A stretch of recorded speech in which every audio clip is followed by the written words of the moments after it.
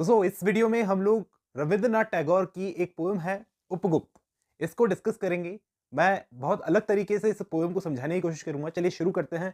मिलता हूं इस वीडियो के एंड में। श्री रविंद्रनाथ टैगोर ने एक बड़ी इंटरेस्टिंग पोएम लिखी है उपगुप्त, जिसमें वो एक मैसेज देना चाहते हैं। आप गौर से सुनना पोएम को। उपगुप्त जो बुद्ध के डिसाइपल थे, फॉलोअर थे, चेले थे, कुछ इस टाइप की उनकी पर्सनैलिटी थी। वो मथुरा सिटी में जमीन पर मिट्टी में लेटे हुए थे, सो रहे थे। आपको मालूम ही होगा कि बुद्ध के फॉलोअर्स को कोई खास मुंह नहीं था चीजों में। सारे लैंप्स, लालटेन्स वगैरह लोगों ने बुझा रखे थे, दरवाजे बंद थे, और ऊपर से अगस्त का महीना चल रहा था, तो ऊपर आसमान भी इतना बादलों से घिरा हुआ था कि स्टार्स भी नहीं दिख रहे थे। Stars were all hidden by the murky sky of August. अगस्त के महीने की मर्की स्काई में जो स्टार्स थे वो छुपे हुए थे। फिर अचानक से क्या होता है, किसी के एंकलेट्स की आवाज आती है, मतलब पायल की छन छन करने की आवाज आती है, जो आवाज उपगुप्त की छाती को टच करती है। ही वोक अप स्टार्टल्ड। वो अचानक से उठा, तो उस वुमन ने एक लैंप पकड़ रखा था, उसकी लाइट उसकी आंखों में पड़ी। उसकी आंखें जो हमेशा हर किसी को माफ करने के लिए तैयार थी, कि तुमने मुझे डिस्टर्ब कर दिया सोते हुए, लेकिन फिर भी मैं तुम्हें माफ करने को तैयार हूं। It was a dancing girl.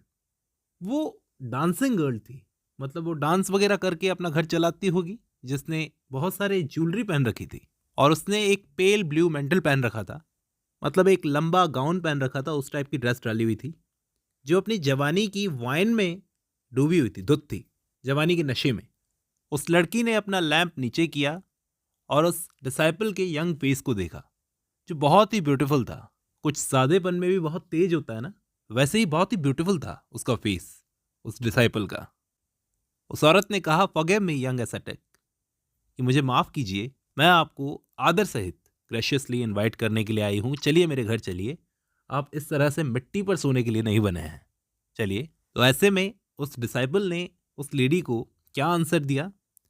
Young ascetic answered, woman, you go on your way, कि आप अपने रास्ते जाइए। When the time is ripe I will come to you. जब समय आएगा आने का, तो मैं आ जाऊंगा तुम्हारे घर। फिर इसके बाद क्या होता है, वो औरत तो शायद चली जाती है।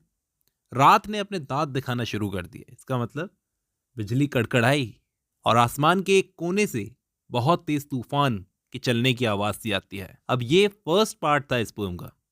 आगे रविंद्रनाथ टैगोर क्या लिखते हैं कि ब्रांचेस पर फूल खिले हुए थे, और एक बहुत ही मधुर सुरीली आवाज आ रही थी, बांसुरी बजने की। गे नोट्स का मतलब है सुरीली आवाज आ रही थी, स्प्रिंग के सीजन की। और सिटीजन जो थे, मतलब गांव के लोग, वो जंगलों में गए हुए थे, क्योंकि ये फ्लावर्स का फेस्टिवल था। और आसमान के बीचों बीच से पूनम का जो चांद था वो झांक रहा था, देख रहा था पृथ्वी की तरफ। पूरा शहर वीरान सुनसान पड़ा था, उसकी परछाइयों को ऊपर चंद्रमा देख रहा था। वहीं वो युवा एसेटेक, यंग एसेटेक, डिसाइपल उपगुप्त गलियों में अकेला चले जा रहा था, और ऊपर पेड़ों पर लव से कोयल्स, कोयल जो बर्ड है, वो ऐसा लग रहा था जैसे लव सिक हो और प्यार के गीत गा रही हो। आम के पेड़ों में से ऐसा लग रहा था जैसे उनको नींद नहीं आ रही हो। स्लीपलेस प्लेन का मतलब उनको नींद नहीं आ रही हो। अब वो डिसाइपल उपगुप्त सिटी के गेट के पास से निकलता है, और रैम्पार्ट यानी किले की जो दीवार थी उसके पास जाकर खड़ा हो गया। उसके बेस के पास जाकर उसने देखा कि एक वुमन, एक औरत, उसके पैरों के पास में लेटी हुई थी। आम के पेड़ की छांव में कोई औरत लेटी हुई थी। ऐसे लग रहा था उसे ब्लैक प्लेस्टिलेंस यानी चेचक की कोई बीमारी हो गई है। उसकी बॉडी पर बहुत सारे स्पॉट्स बने हुए थे, स्मॉल पॉक्स के। ऐसा लग रहा था जैसे टाउन के लोगों ने उस औरत को टाउन से बाहर निकाल दिया, क्योंकि उसका जो ये रोग है किसी और में ना फैले। यहाँ पर ये जो वर्ड है पॉइजनस कंटेजन, इसका मतलब ये है कि छूने से जो बीमारी फैले।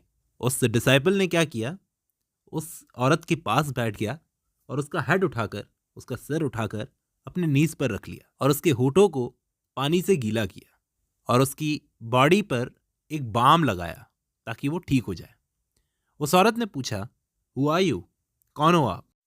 किसी ने तो मुझ पर दया नहीं दिखाई, आप क्यों दिखा रहे हो?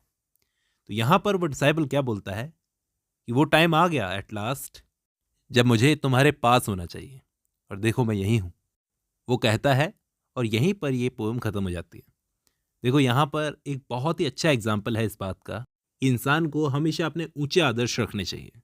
आउटर अपीयरेंस या physical beauty is not permanent, what really matters is the internal beauty, अंदरूनी खूबसूरती। पोएम की स्टार्टिंग में इसी औरत ने इसको लुभाने की कोशिश की, लेकिन ये नहीं गया उस टाइम पर, और जब इसको ज़रूरत थी उस टाइम पर ये उसके साथ में था।